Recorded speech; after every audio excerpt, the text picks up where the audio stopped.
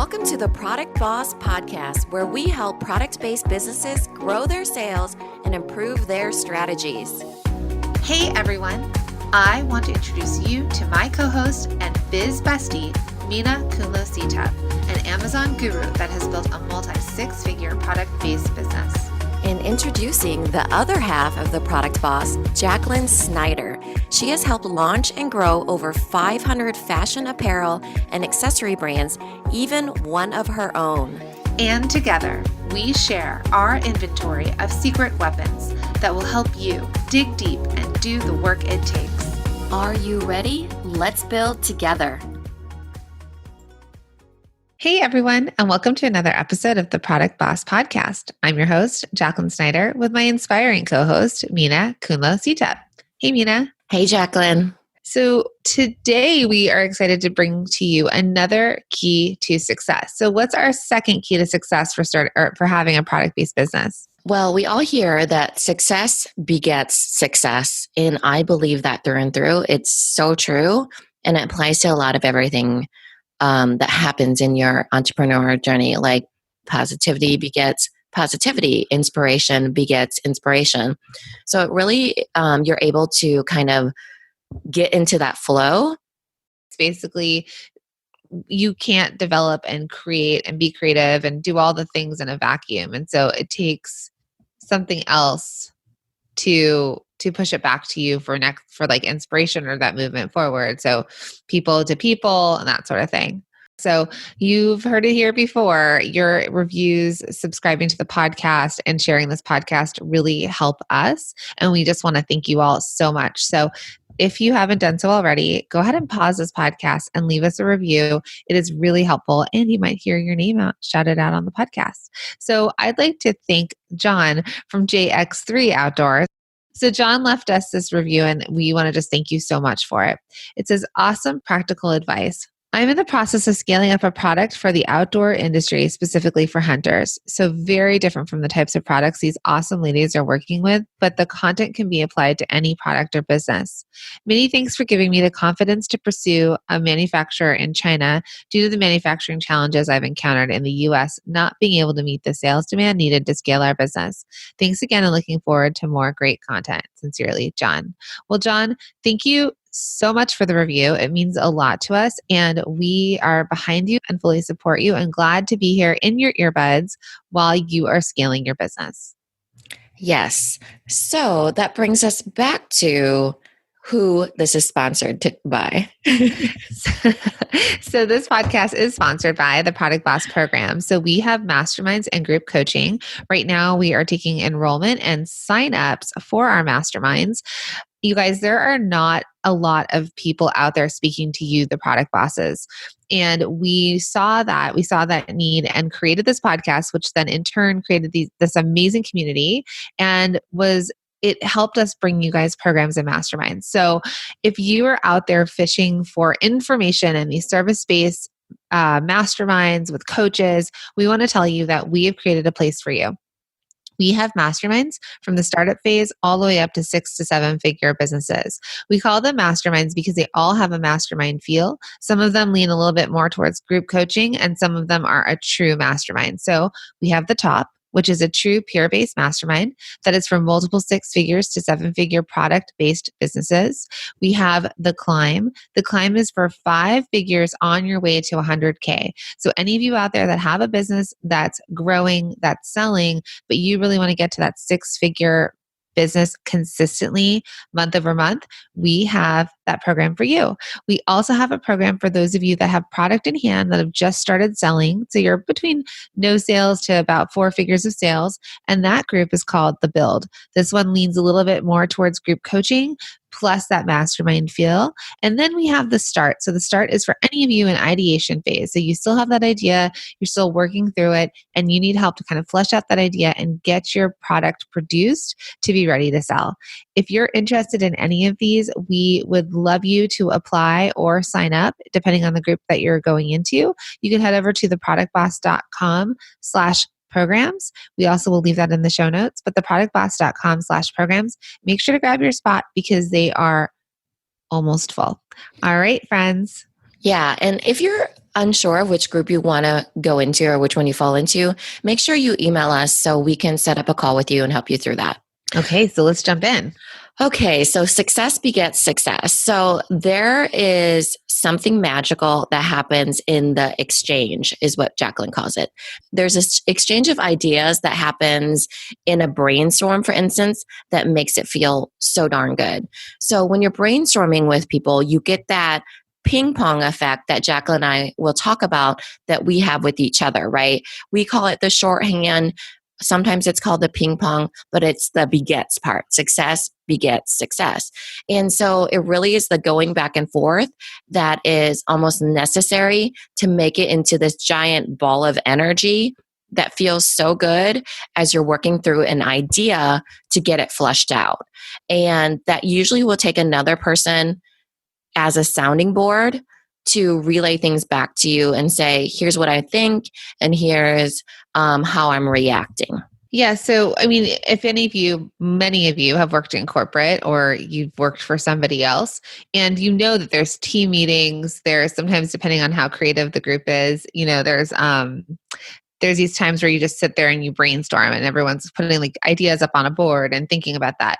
That is the part where it's built into larger businesses.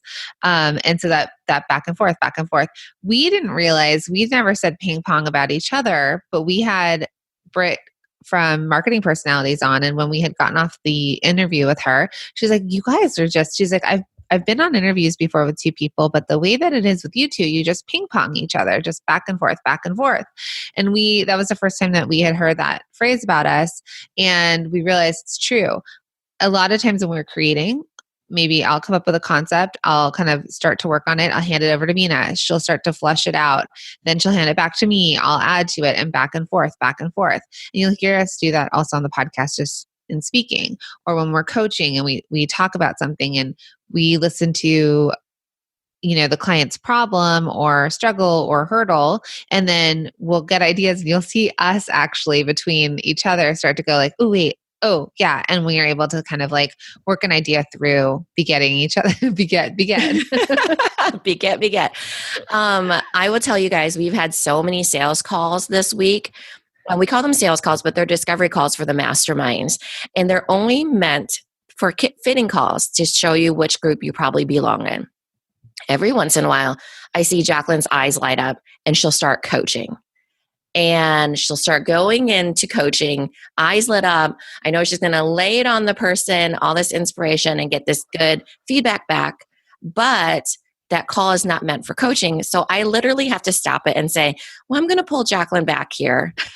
And before she gets too much into coaching, to make sure you know which group that you're going to be in. But that is just a little taste. Those people get a little taste of that coaching that happens, the back and forth, the ping pong that happens that they could have. Because in most scenarios, in the mastermind groups and the strategy sessions, I would be like, yes, I see where you're going here instantly, because we have that shorthand with each other. And then I'll break it down my own way. And usually the person or the people that are on the call with us will be like, yes, we see what you guys are both saying, at least from one of us, they connect with what one of us is saying.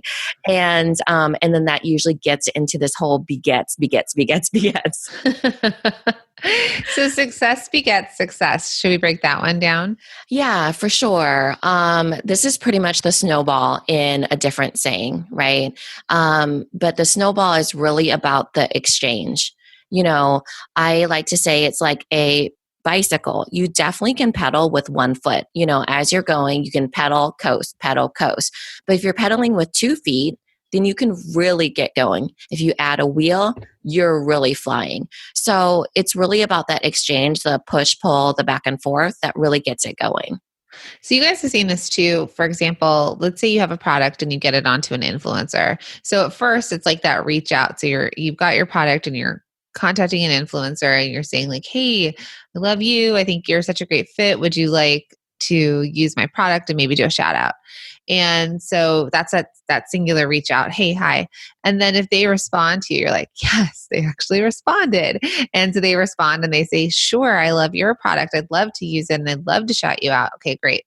And then now that person with more followers is now sharing your product and putting it out there. So you've got a great product. You give it to someone who seems like they're, doing well in terms of social media. They then post it. And then what happens for you guys? That what's next? You might get more followers. You might get more likes. You might get some more sales. And then in turn, that backs up the influencer, where they also have now shared a product that their followers like and believe in and respect. So no matter what, it's like, it's success begets success. You're giving them something that they love, that their people love.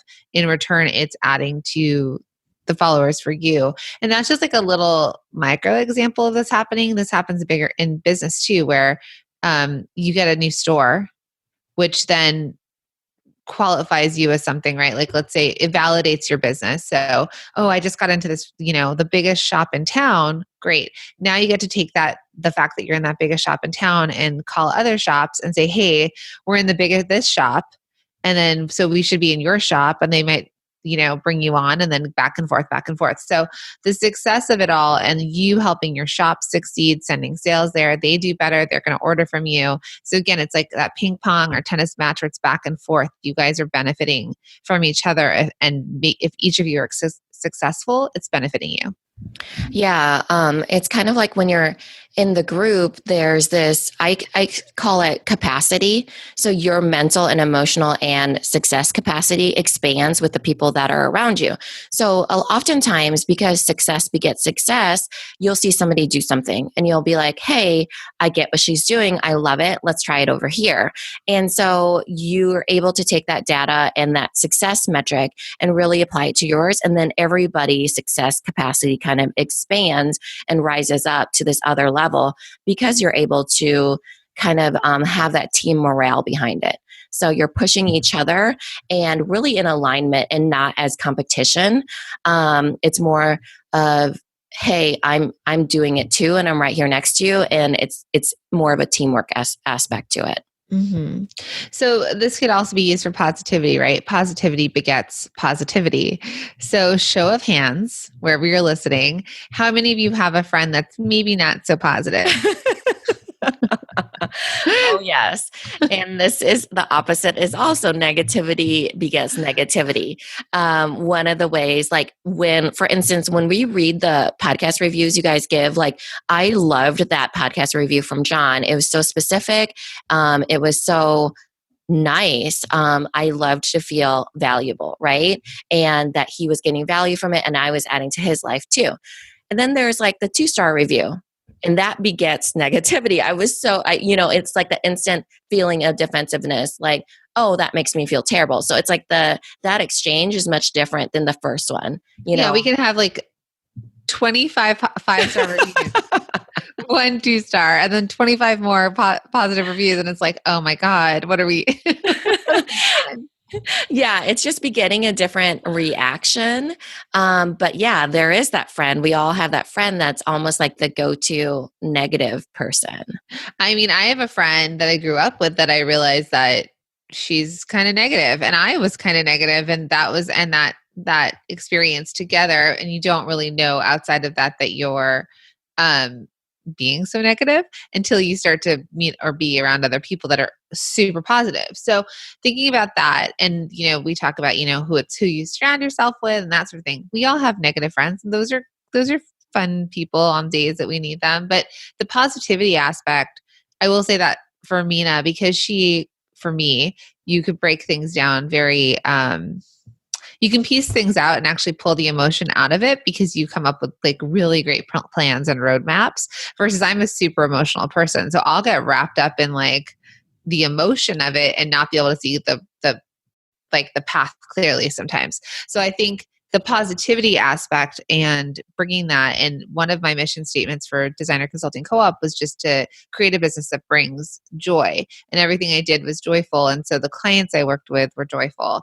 And so I think it's the same with positivity. When you get to choose that, find other people, and it will be that exchange. It's like they'll just keep lifting you higher. Yeah, I think what Jacqueline's talking about too is we all don't think. Yeah, well, I think we all don't fall prey to the same mindset obstacles. For instance, Jacqueline definitely is harder on herself than we all are own worst critics. So when I'm breaking things down in my mind, I'm thinking Jacqueline can do anything, literally it's impossible for her not to do exactly what she wants. In her mind, she's thinking, oh, I can't do that because of this, or I can't do that because of this, or there's not this. So it's kind of her own mindset for herself. Whereas like if I'm thinking about it for somebody else, the brainstorm, the positivity is really coming in, believing in the other person and really pushing them through like, you can do anything. You're amazing. And here's, the additional benefit of here's how you break it down and actually do it. So I wanted to give an example too, because we did get a DM from somebody that was talking about how they loved our podcast and how she had this waiting list, right? So scaling her products into a bigger scale of quantity. So she couldn't get enough production to fill her waiting list. So that was the problem. So I wrote back and said, do you have manufacturing? Like, what's going on with manufacturing? Why do you have a waiting list? And would you ever consider a strategy session with us? Right. So that was kind of step 2 of an exchange. Because initially, when I read her email or her DM, I thought, oh, she has a waiting list. She's probably going to think it's a manufacturing thing. Right. But what I initially thought of was the example of Templeton Rye. Have you ever heard of Templeton Rye? I have, because we talked about it, but Oh, please really? tell my listeners. Yeah. So it's a bourbon company and they are huge. So they make barrel whiskey and it's aged for 10, 20, 30 years. And so when they come out, it's like hotcakes. It sells like hotcakes because it's a regional thing. It's an Iowa thing. And if I remember correctly, they made number 1 sales of all liquors or all liquor, like hard liquor in Iowa. And they broke the record because people were like frantic to get their hands on Templeton Rye, right? So here's very similar to the business that direct messaged us. They could have a waiting list. They probably do. So should they manufacture and scale to meet all that demand, right? So should they try to get more barrels? Should they try to buy more land to get all these barrels? Things like that in the production. But they actually should get a better upsell. That would be the easiest, most beneficial way to grow quickly. So what I mean by that is when they come out with Templeton Rye, they're just selling it either like 5-pack, 6-pack or whatever. But they could also have these upsells that's like the Templeton Rye, I don't know, premier pack, let's say. And it could have all these tasting glasses. It could have special marble rocks. If you guys ever drink bourbon, instead of using ice, people use marble that's chilled and then doesn't melt. So they could have that and they could raise their price from whatever it is, $35 to $135. So that waiting list that they have could still sell out. Let's say it's a waiting list of, 100,000 people. Then those 100,000 people are spending 135 versus 35. And they're not having to invest all this money into scaling into production. Right. So that's a one-way exchange. I thought that all in my head. And I thought, hey, I'm just going to see, do you have a problem with manufacturing and scaling, thinking that we could help them. She's probably thinking we're going to help them with that. And then also you should do a strategy session with us. Here's where the magic happens is in the strategy session. If I were to give the idea, Jacqueline will almost always have the other side of the idea. Oh yeah. I have something to say right now. And the ping pong will start. And then both of us will see the business owner's reaction to it, right? Her body language, if she's into it, if her own eyes light up, if she pulls back, if she's really just set on manufacturing, let's say, in a whole different facility or investing really big or getting investors, right? We get to gauge that and the ping pong then happens and the magic begins. But Jacqueline, what's your idea? Did you want to share or no? Well, I guess, the question then would be, because that's a cool idea. And then I feel like, well, they might say, well, what about all this other product I'm going to have to get for it, blah, blah, blah, So then it's also flipping it and saying there's a scarcity aspect on it. And so Right. maybe your price is too low. Maybe we should be charging more. Maybe if they want to eventually scale and make more, that's fine. But because I think there's something really cool sometimes when there is a wait list, you could use it. I remember a Right. client was working, there was like this bra company and they said they had a wait list of 7,000 people, something crazy. Mm-hmm. Now, bigger business people might say, you need to be filling all those orders, right? Like you need to be getting Mm-hmm. 7,000 orders in. And then other people might be like, well, but this is really good as you're starting your business that it's like, oh, people want it and it's going to sell out. So I would say, then it's also kicking up your manufacturing, figuring out how to meet those demands, making sure that you're able to stay with the quality that's expected. And then because you have that wait list, you get to go to, maybe if you want to go to a bigger store, you can go to a bigger store and say, hey, I have this wait list. You should be selling it as well. And maybe it's about cash flow. So there's so many questions. I think your idea is really smart. And then the question would be back to the client, well, what do you want? Like, what do you want to do? And that ping pong then turns into a three-way, like, ping pong Right. back and forth, and we really figure out and flesh it out. So yeah, I mean, some of these really big ideas, it's like a think tank. I'm sure you've all heard about think tanks, but when you get many minds together, you start to think about something bigger than what you kind of get stuck in that cycle. Yeah. And for a think tank, I know there's some people that have been in think tanks and they don't feel as good as what we're describing right here. And there's like a gritty aspect to that brainstorm, that think tank, because there's so many big ideas that need to be fleshed out, but those are just as effective. So we're talking about one that's really flows. I mean, honestly, if I'm going to be super honest, it always happens in ours. But I've been a part of mastermind, not masterminds, but brainstorms and actually masterminds that it's a little bit harder, because it's almost like the ping pong needs to start to begin, and then it's easier to keep it going. So that's just, but it's still effective. Yeah, I mean, sometimes you might be in a group of people or talking to people that the ping pong slows down because they're giving advice from like somewhere else that's not really always also in line, right? So if you're in a mastermind of service based and product and all that, they're going to give you those ideas, but you might stop because it doesn't make sense to you for the advice that's coming back, So I think there is something magical about it when you find the right people. If you're listening to this podcast and you align with us, wonderful, thank you for listening. And if you don't, thank you for unsubscribing and not listening because we say that to people about their mailing lists. Like people get so upset if someone unsubscribes and you're like, well, if they're unsubscribing, they're doing you a favor. They're actually saving you money for your mailing list because they don't align with you. So why take up space on your list that you have to pay that extra, because certain mailing lists charge you more at every X amount of people you get. So I think it's if you align with that person, and that's when you develop those relationships. I think that's how you and I developed a relationship, because we ping ponged ideas and we're like, yeah, yeah, yeah. And there's other people you and I have talked to that we're like, we're good,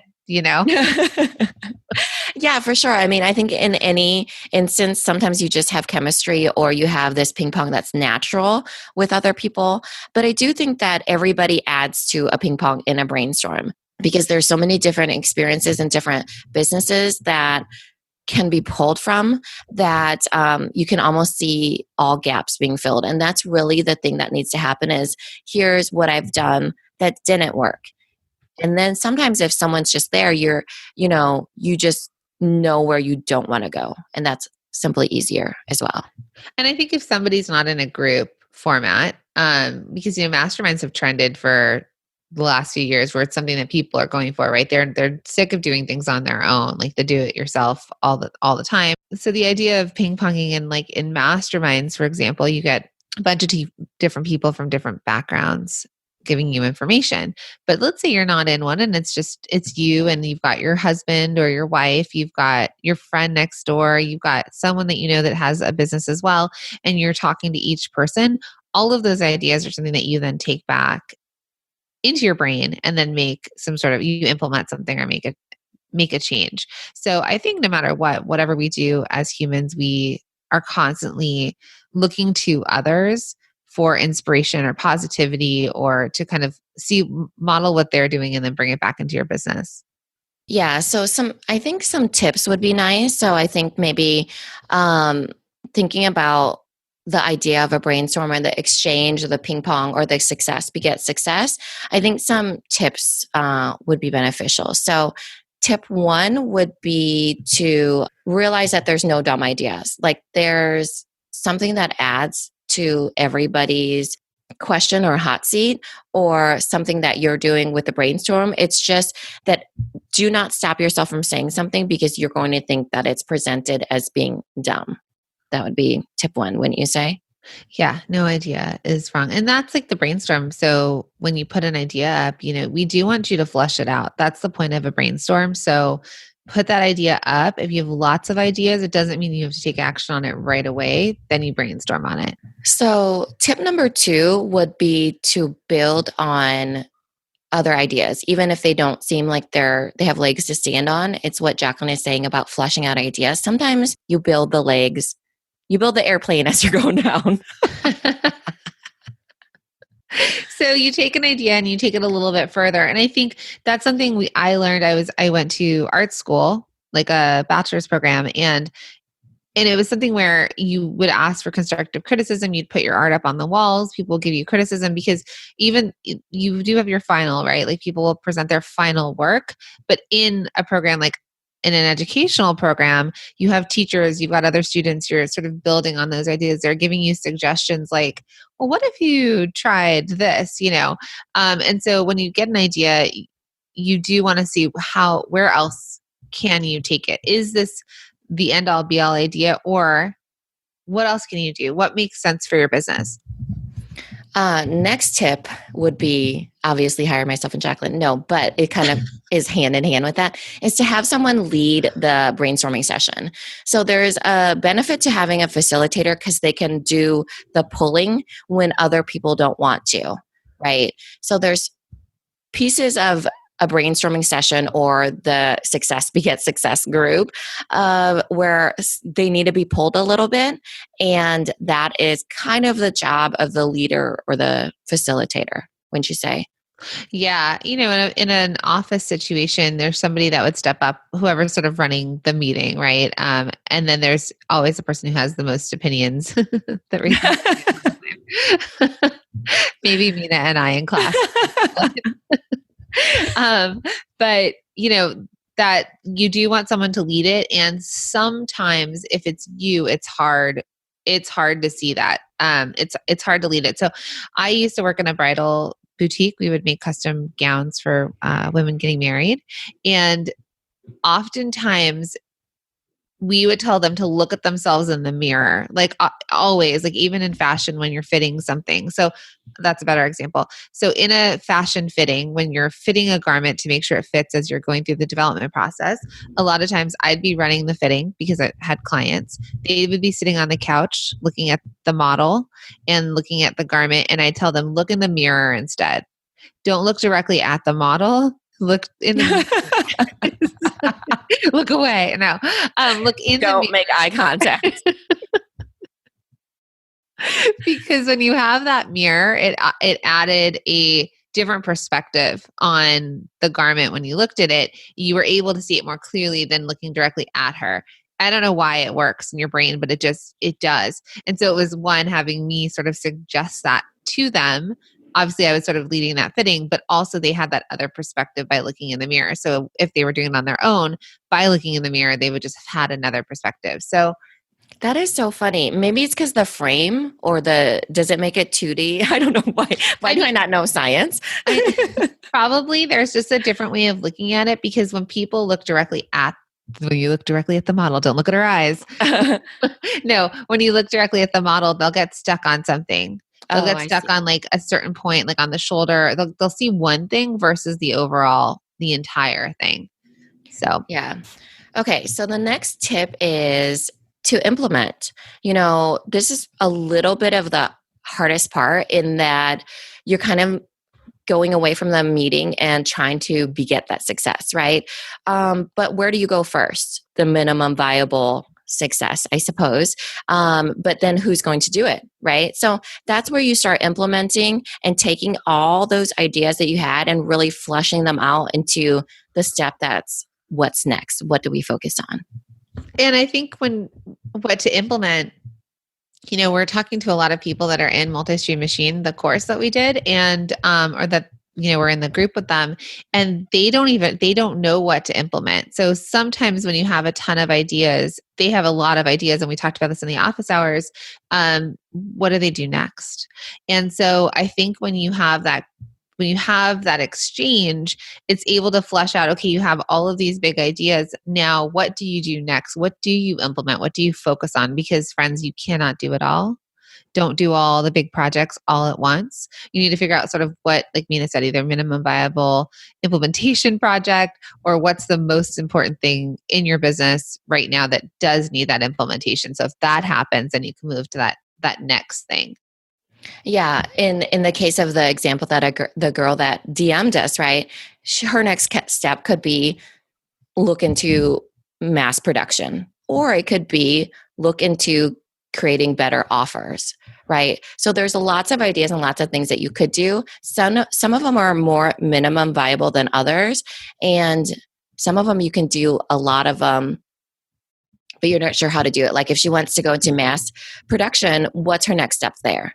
And if instead she wants to look at her offers, how should she be thinking about it? So I think it's hard to know what the very first next step is, especially with so many ideas. Which brings us back to our very last tip, and that is to circle back. So as you're doing this implementation and getting out there, doing those first steps, you should set up a meeting to circle back to see what happened. That's another part of the ping pong and the begets is that you are checking in with what worked and what didn't work. Right. And that's something that we always have. Like we have people do a review of what worked. And looking at that and noting it for yourself so that you can, so even if you are just writing it down on a calendar and saying like this worked, and then you can look at it again, wherever you need to mark this, you'll be able to circle back and say yes or no. What do I do? And what do I do differently the next time?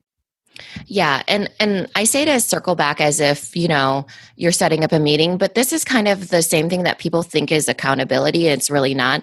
It's the consistency. So in our mastermind groups, you meet with each other every 2 weeks, right? It's building in the circle back. People think that it's the benefit of the accountability. It kind of is, but it's the benefit of the circling back. Where are you on this? What happened? What could you do better? Did you like it? Did you not like it?